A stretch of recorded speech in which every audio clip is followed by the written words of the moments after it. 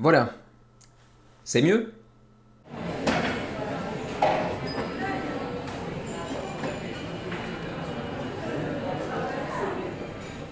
Bonjour à toutes et à tous, c'est Kevin pour les Ludovores. Alors, est-ce que c'est mieux? Dites-le moi, hein, vous me direz en commentaire ce que vous en pensez, mais effectivement, la Calax est enfin contre le mur, elle est enfin remplie, enfin remplie c'est un bien grand mot, derrière certaines cases, enfin certains jeux, vous voyez ici, en fait il n'y a rien derrière, hein, c'est juste des jeux mis en avant, mais pour l'instant j'ai pris une Calax de 5 par 5 pour être, comment dirais-je, à l'aise pendant quelques temps, j'allais dire quelques années, mais ça me paraît être un petit peu ambitieux, pendant quelques temps disons.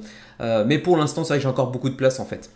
Mais bon, j'imagine quand même que c'est un petit peu plus sympa visuellement que de regarder un mur blanc ou une Calex vide. Quoi qu'il en soit, on se retrouve aujourd'hui pour notre deuxième rendez-vous hebdomadaire, le suivi du menu crowdfunding, l'émission dans laquelle je passe en revue tous les projets de jeux de société actuellement en financement participatif qui entrent dans leur dernière semaine de campagne, voire même les 10 derniers jours de la campagne, pour voir un petit peu où ils en sont, quels sont les stretch goals qui ont été débloqués, et ainsi de suite.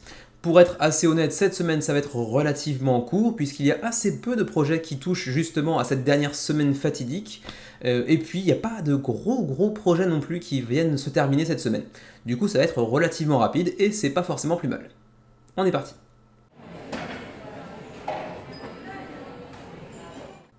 On commence tout de suite avec les projets annulés, à commencer par Amulet of Thryax que j'avais présenté dans le menu crowdfunding du 5 juin dernier. Le jeu avait du potentiel, c'est d'ailleurs ce que j'avais dit dans cette intervention, et ils ont préféré annuler vraiment à quelques minutes, certainement quelques heures maximum du financement. Hein, ils étaient à 95% en gros, mais ils ont préféré annuler parce que bon, c'est vrai que le résultat était décevant pour un jeu qui avait du potentiel, qui était un jeu relativement, comment dirais-je, abordable en termes de règles, qui aurait pu être, comment dirais-je, assez facile à sortir, même avec des joueurs qui ne sont pas spécialement très expérimentés.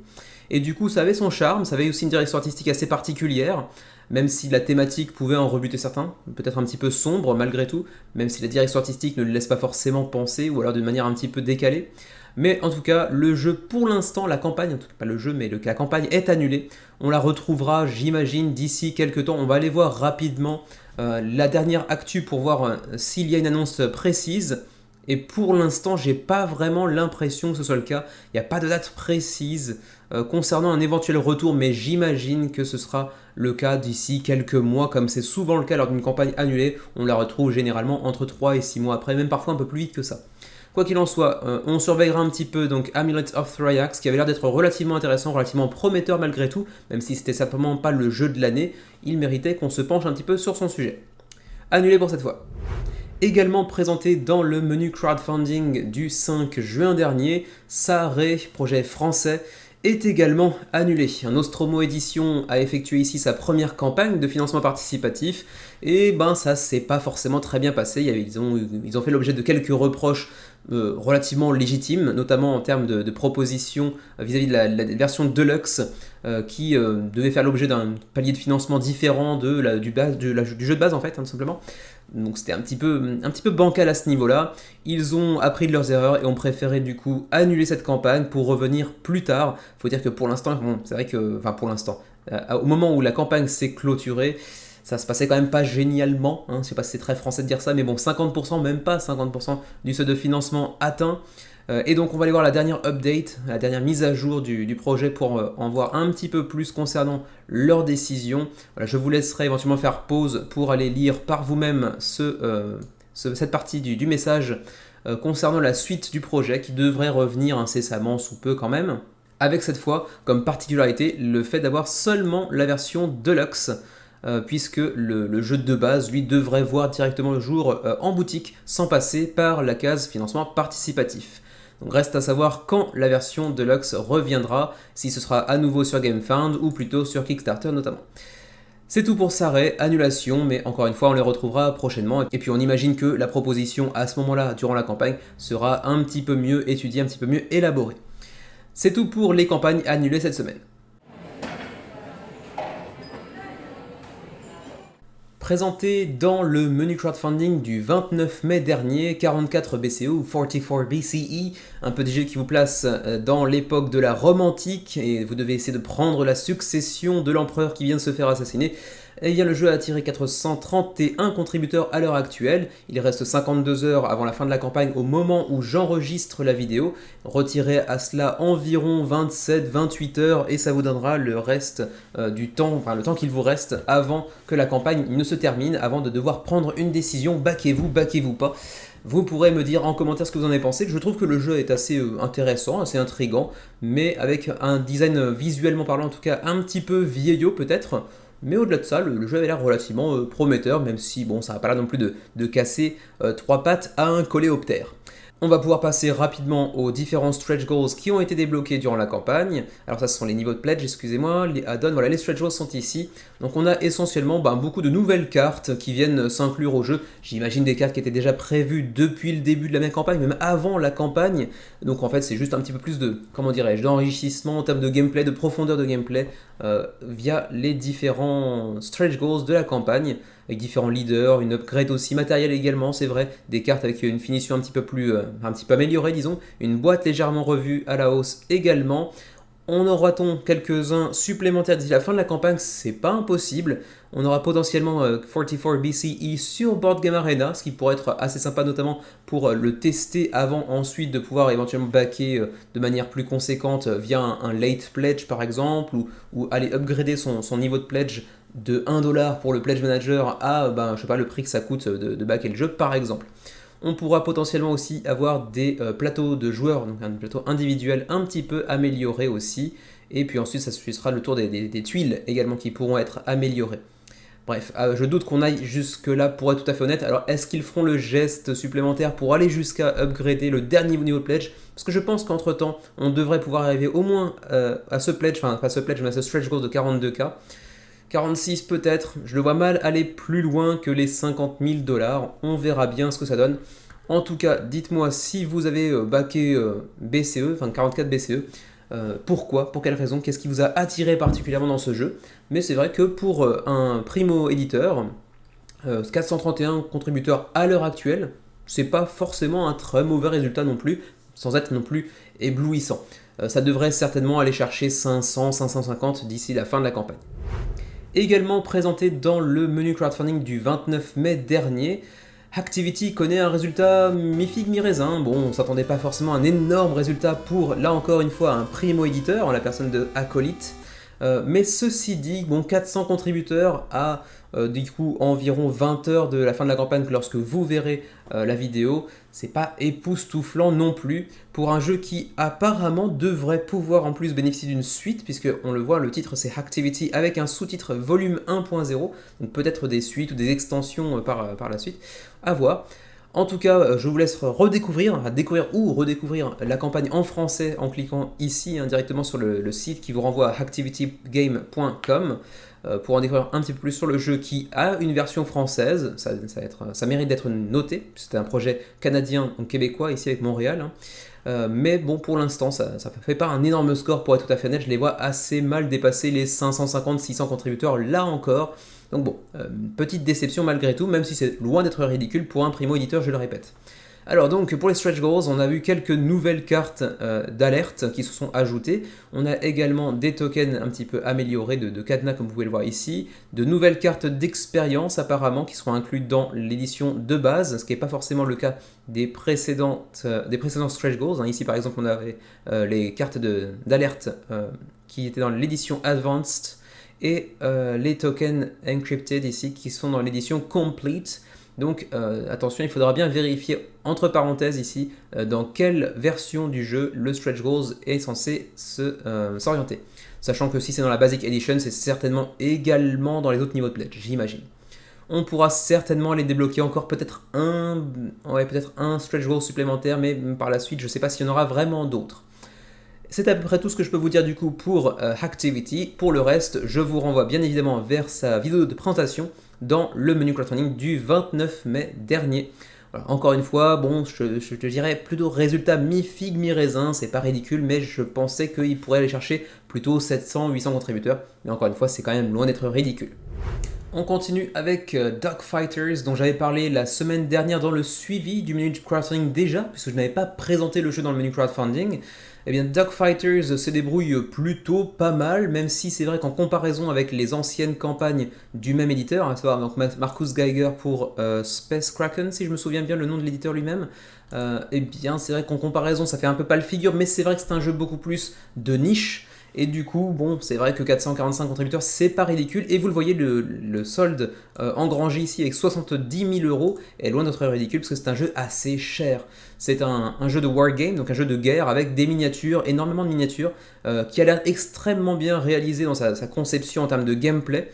Au-delà des miniatures qui, elles aussi, ont l'air d'être très bien réalisées. Il y a aussi un système d'aimant qui a l'air assez sympa. Bref, je n'y connais toujours rien. Vous avez l'habitude désormais, hein, mais en termes de jeu de guerre, je suis vraiment pas du tout un connaisseur, du coup je ne peux pas juger de la qualité, mais le projet a l'air d'être vraiment bien foutu sur le papier. Après, le nombre de contributeurs est tellement, comment dirais-je, peu notable que on peut aussi se poser la question de la qualité intrinsèque du projet quand on est connaisseur, c'est pas mon cas. Mais en tout cas, le projet a l'air plutôt bien foutu, il a l'air plutôt classe, les miniatures sont jolies, les plateaux sont bien foutus, les aides de jeu, bon c'est toujours un petit peu austère comme c'est souvent un petit peu le cas pour les jeux de guerre, mais au-delà de ça, moi je trouve le jeu plutôt séduisant visuellement parlant et je m'en tiendrai à ça parce que, encore une fois, je n'y connais absolument rien en jeu de wargame. Alors on va quand même aller voir rapidement les stretch goals qui ont été débloqués. Il y avait beaucoup d'informations dans la campagne, beaucoup d'exemples de modèles en 3D pour les miniatures. Mais on va quand même trouver rapidement les stretch goals un tout petit peu plus bas. C'est je crois à peu près ici. Voilà, ici. Très bien. Alors donc, qu'a-t-on débloqué? On a débloqué d'abord une fiche de reconnaissance des différents aircraft, donc disons, différents vaisseaux, différents avions que l'on pourra retrouver dans le jeu. En trois perspectives hein, pour chacun des vaisseaux, enfin pour chacun des avions, etc. Ensuite, on aura aussi un coaster, un dessous de verre en cuir apparemment, oui c'est ça, en cuir recyclé. Donc ça c'est plutôt sympa aussi si vous voulez boire un petit coup en même temps que vous jouez. Ensuite, on a également débloqué des aides de jeu. Alors je ne sais pas si c'est leur visuel définitif ou s'ils seront sujets encore à un retravail parce que pour l'instant c'est vrai que c'est encore une fois assez austère, mais bon si ça fait le job, si c'est suffisamment clair, j'ai envie de dire pourquoi pas. Ensuite, à 40 000, on a débloqué aussi un petit cahier façon cuir. Enfin, d'ailleurs, c'est même pas façon cuir, c'est encore une fois du cuir recyclé. Par contre, les stitches, ici, les coutures que vous voyez, ce ne sont pas des vraies coutures, c'est imprimé au laser. Alors, quel est l'intérêt d'aller imprimer des coutures, de fausses coutures au laser? On peut se poser la question. C'est juste pour le style, en gros. Et ça remplacera dans l'édition de base quelque chose qui était supposément fait en carton. Maintenant, ce sera donc remplacé par cette espèce de petit cahier à fascicules, en gros, en cuir. Donc c'est quand même un ajout assez sympatoche. Ensuite, on aura également des challenges qui ont été ajoutés et qui peuvent être un peu considérés comme des mini-scénarios dans l'univers de Dogfighters. Pour y jouer, vous n'aurez besoin que du jeu de base, donc pas besoin des extensions ni quoi que ce soit. Ensuite, à 60K, on a débloqué le Squadron Leader. Donc en gros, un de vos pilotes pourra devenir le leader de son escadrille. Et donc ça vous permettra d'aller expérimenter de nouvelles capacités, une nouvelle approche tactique du jeu, ce qui est relativement intéressant pour aller approfondir un petit peu le truc. Ensuite, à 70K, et c'est pour l'instant le dernier stretch goals qui a été débloqué, c'est The Leader Driven Campaign. Donc une campagne, pardon, j'allais mélanger de l'anglais et du français, une campagne qui vient combiner The Way of the Pilot Expansion, donc une extension intitulée The Way of the Pilot, la voie du pilote, avec Squadron Leader, donc ce qu'on vient de débloquer juste avant, que j'avais présenté ici. Donc pour mélanger un petit peu les deux, combiner les deux pour là encore aller ajouter encore un peu plus d'intérêt en termes de gameplay, de profondeur de gameplay.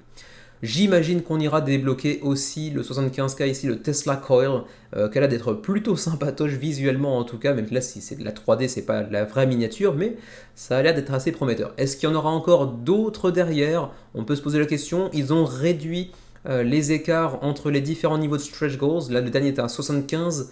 Donc je pense que c'est certainement le dernier, mais bon, apparemment, il n'y a pas d'informations supplémentaires. Donc est-ce qu'il y en aura d'autres par la suite? Je ne le sais pas. Et c'est à peu près tout pour Dogfighters, alors que je clique un peu n'importe comment, excusez-moi. Voilà. Tout est bleu, comme ça c'est très beau, c'est très design. On va essayer voilà, comme ça c'est un petit peu mieux.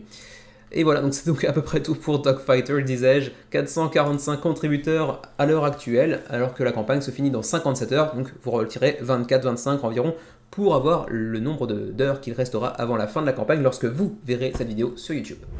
Il y a des choses qu'on ne comprend pas toujours sur Kickstarter, sur GameFund et compagnie. Banania et son semi-succès fait partie de ces choses que je ne comprends pas toujours sur Kickstarter. Comment 850 personnes ont pu être attirées par Banania. Alors j'ai pas envie de casser du sucre sur le dos du projet ni sur l'éditeur Japan Anime Games qui a déjà 25 projets derrière lui, dont certains plutôt de qualité a priori. Je n'ai jamais testé leur jeu mais il semble avoir bénéficié de retours plutôt positifs. Mais là, Banania, j'avoue que je suis un petit peu perdu. Il s'agit d'un petit projet présenté dans le menu crowdfunding du 29 mai dernier. Et ben déjà à ce moment-là, j'avais pas grand-chose à dire à propos de ce jeu pour 2 à 4 joueurs, pour des parties de 20 à 30 minutes. Un jeu très familial. Bon, allez revoir la vidéo en question donc du 29 mai parce que très honnêtement, j'ai déjà plus ou moins oublié ce que moi-même j'avais dit à ce moment-là. C'est pour vous dire si le jeu m'a laissé un souvenir impérissable. Réponse non. Voilà, pour Banania, il restera donc environ, disons, une trentaine d'heures lorsque la vidéo sera publiée, un petit peu plus. 854 contributeurs, pour l'instant c'est pas exclu qu'ils atteignent les 1000, ce serait assez insensé à mes yeux, mais bon, pourquoi pas après tout. Si ça plaît à certaines personnes, si c'est un truc qu'on peut sortir assez facilement en famille, pourquoi pas. C'est juste que je comprends pas l'univers en fait, tout simplement. Il n'y avait pas de stretch goals pour Banania, il n'y en a pas plus pour Kingdom's Dragons. 388 contributeurs pour l'instant à 5 jours de la fin de la campagne. Le projet est largement financé, mais pas de grandes nouveautés, une campagne assez mollassonne, pas de stretch goals, pas d'annonce particulière, pas de, de révélation concernant tel ou tel aspect du gameplay au fur et à mesure que la campagne se déroule. Bref, pas vraiment la recette d'une campagne vraiment enthousiasmante et excitante. Mais bon, au moins c'est financé, et en plus de ça, comme je l'avais dit le jour de la présentation, il y a un mode solo par David Turchi, ce à quoi avait répondu très justement Anto, si je me souviens bien. Il me semble que c'était Anto. Je crois que c'était ça. On peut se demander au bout d'un moment, quand on voit 40 000 solos de David Turchi dans l'année sur Kickstarter uniquement, est-ce qu'au bout d'un moment, le gars passe plus d'une demi-heure pour faire un solo? J'imagine qu'il y a une sorte d'ordre de priorité. Certains de ses solos sont pour des jeux très complexes et exigent beaucoup de travail. Est-ce que c'est le cas pour Kingdom's Dragons? Aucune espèce d'idée. Mais en tout cas, c'est un petit peu la référence du jeu de solo, enfin des modes solo pour des jeux qui ne sont pas prévus pour être des jeux solo à l'origine. Donc on peut théoriquement prendre ça comme un gage de confiance, mais c'est vrai que de temps en temps on pourrait se demander si au bout d'un moment il en fait pas juste un tout petit peu trop. En tout cas, c'est tout pour Kingdom's Dragons. Allez retrouver la vidéo du 5 juin dernier si vous voulez en apprendre un petit peu plus sur ce jeu qui apparemment est issu, en fait, c'est une sorte de refonte du tout premier jeu de placement d'ouvriers de l'histoire du jeu de société. Également présenté dans le menu crowdfunding du 5 juin dernier, The Gig, un petit jeu de roll and ride pour 1 à 4 joueurs dans l'univers du jazz où vous allez pouvoir faire des solos endiablés. Ça a l'air d'être un jeu vraiment sympa, en tout cas dans cet univers qui est celui du roll and ride. Il propose au moins une thématique assez peu vue, assez peu usitée. Et de ce point de vue-là, j'ai envie de soutenir, mais d'un autre côté, j'ai déjà pas mal de roll and ride et c'est un style de jeu dont on n'a pas forcément besoin d'avoir 50 000 exemplaires, même si je suis sûr d'avoir des contradicteurs qui me diront que il y a énormément de variétés au sein de ce même style, et je veux bien les croire, hein, aucun souci là-dessus, mais bon, j'en ai je crois 2-3, ça devrait suffire. Xavier en a 2-3 également, et en plus de ça, les frais de port sont pas gentils pour The Gig. Alors, y avait-il des stretch goals d'ailleurs? J'ai oublié de vérifier avant de faire mon intervention. On va aller voir tout de suite ça de plus près, mais je crois pas qu'il y en avait. Est-ce que je me trompe? Apparemment, non, pas de stretch goals. Là encore, c'est une semaine avec très peu de stretch goals, vous remarquez. En même temps, pour un jeu de roll and ride, c'est vrai que bon, il n'y a pas beaucoup d'améliorations à effectuer, sauf peut-être des plateaux avec des double épaisseurs, etc. Notamment pour les dés, par exemple. Mais comme c'est un cahier à fascicules, il faudrait que ce soit des pages à double épaisseur. Bon, c'est faisable, mais c'est, j'imagine, encore plus cher. Quoi qu'il en soit, c'est tout pour The Gig. Pas un énorme succès, mais c'est financé malgré tout, donc bon, Jazz Hands. On enchaîne avec Survive Until Daylight qui fait déjà son apparition dans le suivi du menu crowdfunding alors que je l'ai présenté il y a quelques jours à peine dans le menu crowdfunding du 12 juin. Donc allez voir la vidéo pour en apprendre un petit peu plus sur ce jeu de survie. Vous êtes dans un monde peuplé de zombies, mais pas seulement, quelques survivants ne sont pas forcément très amicaux également. Et vous allez devoir survivre pendant 6 tours face à des vagues de zombies. Je ne vais pas vous refaire le pitch en entier, vous irez voir la vidéo du 12 juin dernier. Alors en tout cas, si vous êtes amateur de jeux de survie, en coopération, que vous pouvez jouer en solo comme avec 2, 3, 4, 5, 6 amis, enfin 5 maximum parce que vous êtes inclus dans le groupe normalement, pour des parties de 30 minutes, donc relativement court, relativement ramassé, c'est l'opportunité d'y aller. Ceci dit, vous le voyez, 499 contributeurs, on dira 500, ça ira plus vite. C'est pas un énorme succès pour Survive Until Daylight. Je suis persuadé que c'est un jeu qui atteindra les boutiques sans trop de problèmes et qui devrait pouvoir se faire un petit nom une fois qu'il arrivera en boutique. Mais durant la campagne en tout cas, c'est pas extraordinaire. C'est financé, ça a financé hier si je me souviens bien, en tout cas au moment où j'enregistre cette vidéo. Mais je pensais très honnêtement qu'à ce moment de la campagne, on serait déjà au-dessus des 1000 contributeurs, ne serait-ce que par la thématique des zombies qui marche toujours assez bien en règle générale dans le monde ludique. Et puis le prix qui n'est pas non plus complètement pété, c'est plutôt agréable également, même si, attention, il y a différents niveaux de pledge, je vous renvoie vers la vidéo du 12 pour en apprendre plus sur les 3 niveaux de pledge disponibles en tout cas à ce moment-là. Mais bon, ça marche pas non plus du tonnerre de Dieu, pour être tout à fait net. Moi, je m'attendais à une bonne petite bouteille de rosé. Bon, finalement, bon, c'est pas extraordinaire, mais ça ne retire aucun mérite au jeu et à son gameplay. Je vous renvoie également d'ailleurs, comme je l'avais fait ce dimanche dans la vidéo de présentation du jeu, à la vidéo de Nyx, qu'on voit peut-être un petit peu plus bas, qui est ici, qui vous présente le jeu avec les règles, un déroulé de tours, etc. de manière bien plus précise que je ne pourrais le faire dans ce format de vidéo.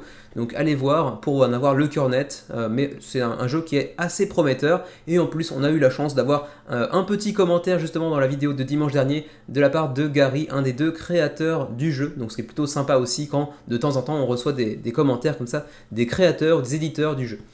Donc voilà pour Survive Until Daylight, vous le voyez, je suis encore pour l'instant contributeur, le serai jusqu'au bout, vous le serez prochainement. En tout cas, c'est la dernière fois que le jeu paraît sur le suivi du menu crowdfunding puisqu'il est déjà à 7 jours de la fin de la campagne, donc 6 lorsque vous le verrez sur YouTube. Mais bon, je ne m'attends pas à ce qu'il dépasse les 750-800, même si je leur souhaite le meilleur, bien évidemment. Projet francophone qui plus est, il faut le noter. On continue avec un autre projet francophone, en provenance celui-ci de Lille et de TGCM Création. Il s'agit de la 2e saison de Carnage, un petit jeu d'escarmouche, j'avais perdu le mot français, dont la première saison était sortie je crois en 2019 si j'en crois l'introduction de la campagne. Bon, ça se passe pas totalement avec la fanfare, les feux d'artifice derrière. C'est pas un gros résultat, même si avec 132 contributeurs uniquement, ils ont quand même pu engranger 28 000 €, ce qui veut bien dire que les pledges sont pas donnés non plus. Je ne l'avais pas présenté jusqu'à présent parce que je l'avais complètement raté tout simplement. Alors vous voyez, il a déjà 24 actus, donc il est déjà sur Kickstarter depuis un sacré bout de temps, donc désolé de ne pas l'avoir présenté jusqu'à présent. C'est un jeu blindé de miniatures, c'est du kilo plastique. Bon, on va quand même aller voir par curiosité ce qu'avait donné la première campagne, donc de la première saison. Ça peut toujours donner une indication. Tiens, je vais m'abonner d'ailleurs, voilà, c'est ici. Donc 282 la première fois, ok. Donc c'était déjà un petit peu ric-rac, j'ai l'impression. 282 il y a 2 ans et demi, 3 ans. Et on est actuellement à 132 à une semaine de la fin de la campagne. Bon, ça ne devrait pas dépasser les 282 pour sûr. Est-ce que ça les atteindra? C'est déjà pas une certitude non plus. On verra bien.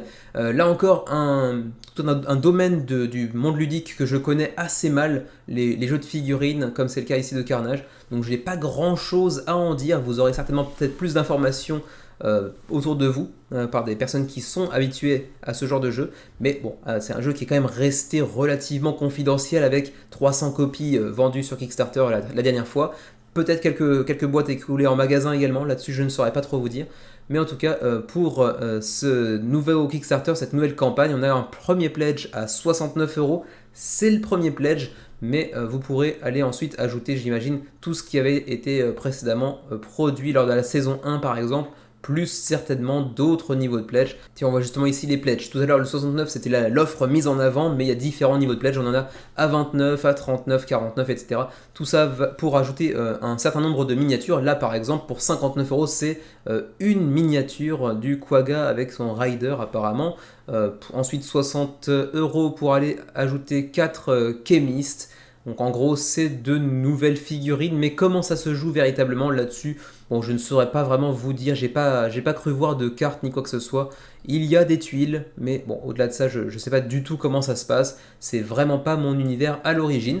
Mais bon, voilà, je préfère quand même prendre 2-3 minutes pour le mentionner parce que c'est un projet français. Donc voilà, Cocorico, malgré tout, avec une production en français. Vous pouvez découvrir la campagne ici sur le site de l'éditeur, donc TGCM. Pour en avoir un petit peu plus d'informations. C'est à peu près tout ce que je peux vous dire pour Carnage, c'est-à-dire très peu de choses, j'en suis conscient et désolé, mais je connais pas grand-chose au jeu de figurines, en tout cas pas pour l'instant. 28 000 euros d'engrangés, on est encore court de 7 000 euros, mais bon, ça devrait quand même pouvoir se faire d'ici la fin de la campagne, peut-être un petit peu ric-rac, et ça dépassera certainement pas 250 à 300 contributeurs à mon avis. Présenté dans le menu crowdfunding du 29 mai dernier, Dragon Wake est financé avec ses 313 contributeurs à 8 jours de la fin de la campagne. Premier projet de Oh No Games en provenance des États-Unis. C'est pas un mauvais résultat compte tenu du type de jeu dont il s'agit également, parce que primo éditeur, 313 contributeurs pour un jeu d'ambiance, de jeu de rôle caché. Et de bluff notamment, c'est pas un mauvais résultat en soi, c'est pas extraordinaire. Après, c'est vrai qu'on sait que les jeux d'ambiance font pas des énormes résultats sur Kickstarter en règle générale. En règle générale, je dis bien parce que ça peut arriver malgré tout. Donc petit jeu pour 3 à 6 joueurs d'ambiance pour des parties de 10-20 minutes environ, avec des rôles cachés. En serez-vous? Aimez-vous ce type de jeu? En tout cas, pas de version française malheureusement. Il vous reste à peu près une semaine pour prendre une décision, mais je pense que ça n'intéressera pas grand monde sur la chaîne en tout cas. On passe cette fois aux jeux pour lesquels il reste un petit peu plus d'une semaine avant la fin de la campagne. Autrement dit, on les retrouvera encore une fois la semaine prochaine, une toute dernière fois. Donc Microcrime, celui-ci on l'avait présenté le 12 juin, donc il y a 3 jours à peine, sur la chaîne, dans le menu crowdfunding. Petit roll and write d'investigation pour 1$ seulement, vous risquez pas grand-chose en allant le baquer, et d'ailleurs c'est ce que se sont dit 886 contributeurs qui se sont rués sur ce jeu à 1$ en print and play. Il reste 9 jours avant la fin de la campagne. Pas grand chose de plus à en dire que ce que je vous ai dit il y a 3 jours bien évidemment, parce que très peu de temps s'est passé et que de toute façon il n'y a pas vraiment de stretch goals à proprement parler. Enfin, si je me souviens bien, il y avait quelques petits trucs qui s'y apparentaient, mais voilà, on avait vu déjà ça, hein, 75$, on avait débloqué un nouveau cas, un nouveau dossier, même chose à 100$ et à 150$. 300 également. Ensuite, on a débloqué quelques autres petits trucs. On verra plutôt la semaine prochaine. Bref, tout un tas de nouvelles enquêtes qui ont été débloquées d'ores et déjà. On fera un petit point plus précis la semaine prochaine lorsque le jeu atteindra ses dernières heures de campagne. Voilà pour Microcrime, donc présenté il y a 3 jours à peine, le 12 juin. Si vous aimez les run and write et les jeux d'investigation à plusieurs, pour 1$ seulement, et que vous n'êtes pas trop récalcitrant vis-à-vis du print and play, ça pourrait être pour vous. Pas de version francophone malgré tout.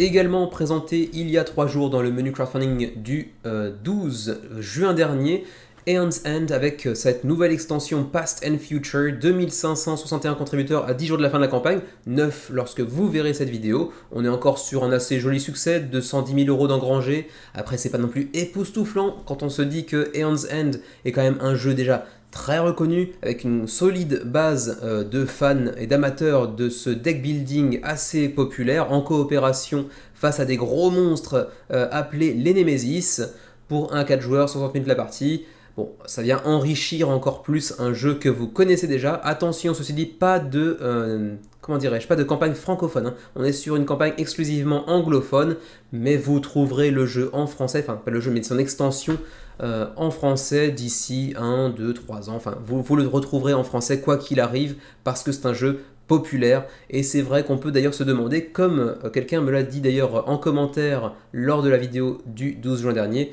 pourquoi Aeon's End passe-t-il par le financement en participatif, puisqu'il s'agit d'un jeu déjà extrêmement populaire? Est-ce que c'est bien nécessaire? La réponse est non, mais est-ce que ça a ses avantages pour l'éditeur? La réponse est clairement oui, et c'est pour ça qu'ils le font.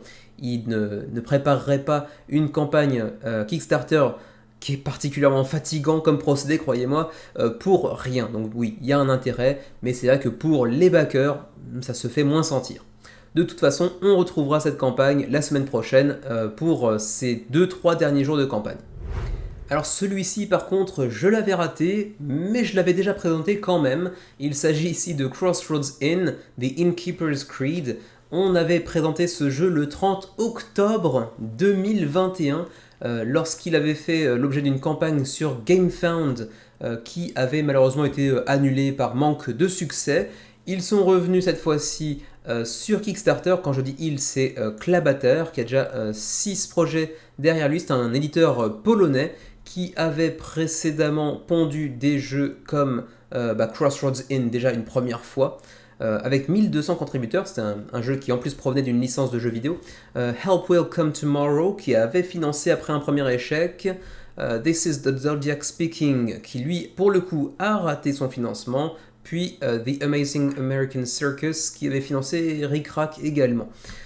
Ça va pas faire un énorme score là encore, mais c'est quand même bien mieux que leur première tentative sur GameFound l'année dernière, même si ça n'atteindra pas clairement le résultat de la première campagne pour Crossroads Inn qui avait fait quand même 1250. Là en plus le jeu est sur Kickstarter, parce que là je le propose ici dans le suivi sans passer par la case du menu crowdfunding parce que je l'avais raté son retour, mais il est déjà sur Kickstarter depuis un certain temps. Il y a quand même 18 actualités déjà pondues, ce qui veut dire, j'imagine, au moins une quinzaine de jours depuis le début de la campagne.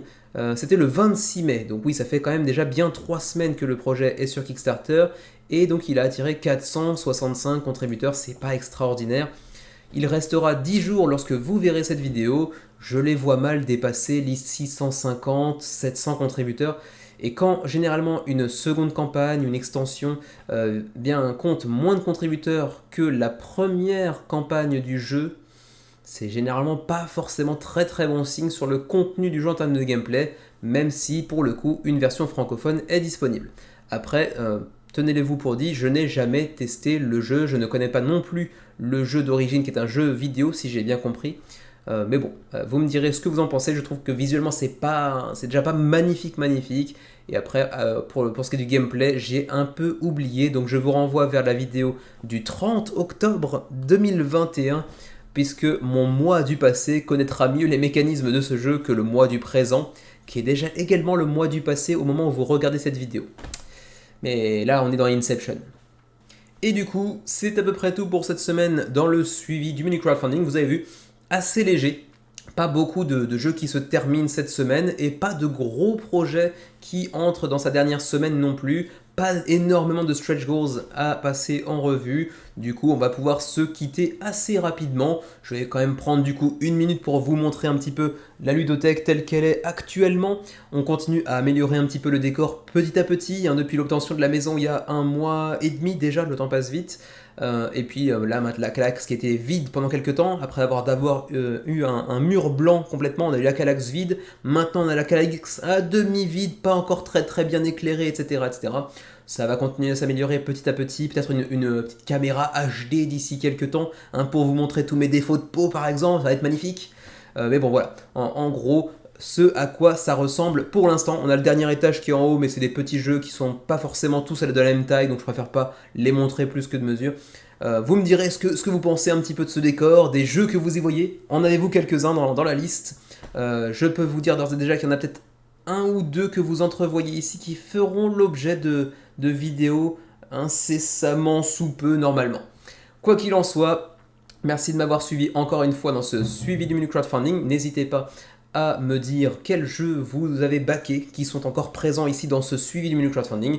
Et nous, on se retrouve quoi qu'il arrive dans 3-4 jours pour le menu crowdfunding du 19 juin qui, lui, pour le coup, sera assez chargé après 3-4 semaines assez légères. On va avoir notamment 2 nouveaux projets assez sympas. Un nouveau projet de chez Roxley Games qui va faire assez mal visuellement parlant. Et puis le nouveau Mind Clash Games qui devrait aussi être pas piqué des hannetons. On verra tout ça dimanche et ça va être excitant. Allez, sur ce, jouez bien, portez-vous bien et à la prochaine.